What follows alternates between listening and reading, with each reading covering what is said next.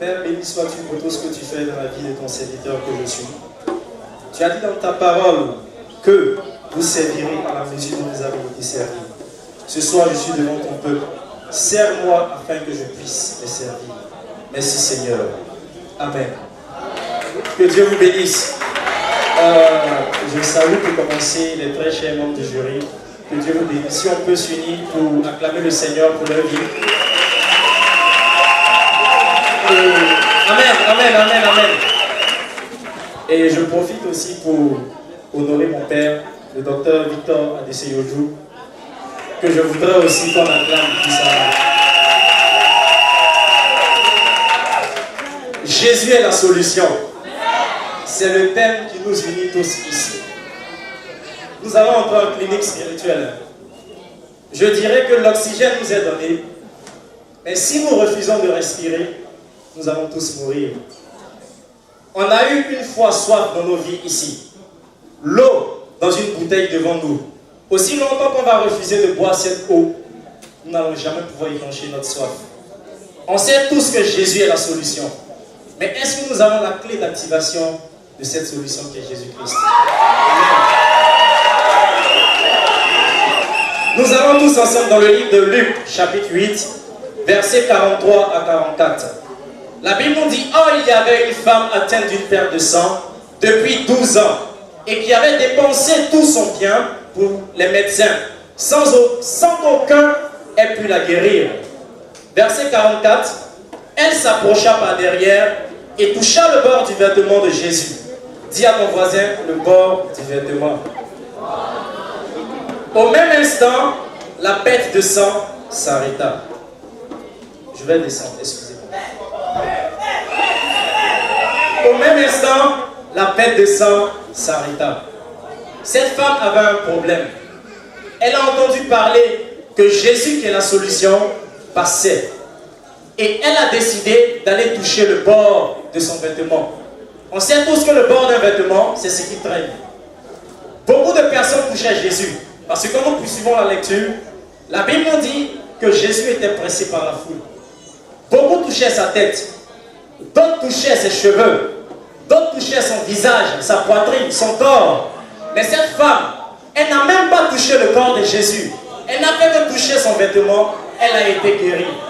Tu dois te demander maintenant, comment est-ce qu'elle a touché au point qu'une force sorte de Jésus pour qu'elle reçoive ce dont elle avait besoin. Clinique spirituelle.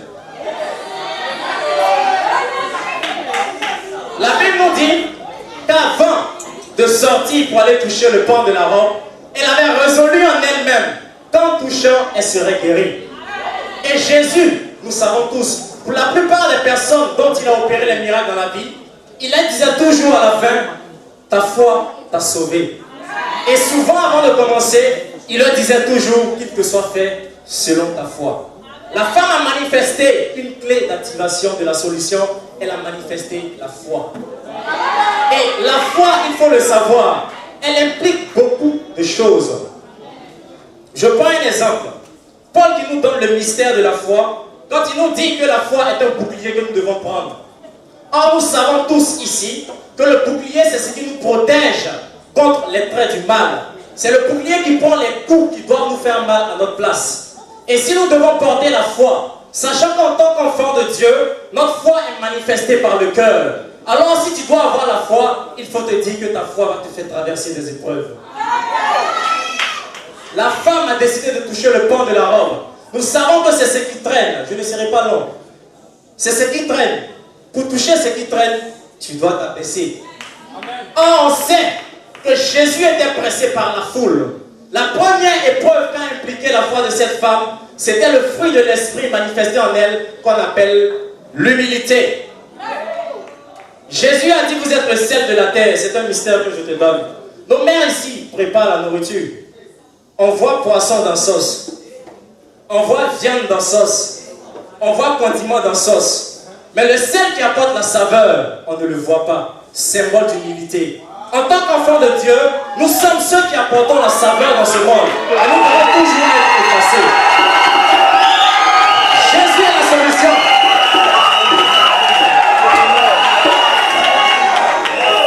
Jésus est la solution.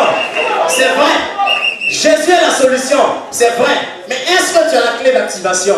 C'est ça le plus important. La femme s'est abaissée, elle s'est humiliée. Les gens qui touchaient sa tête ne recevaient rien. Les gens qui touchaient son visage ne le recevaient rien.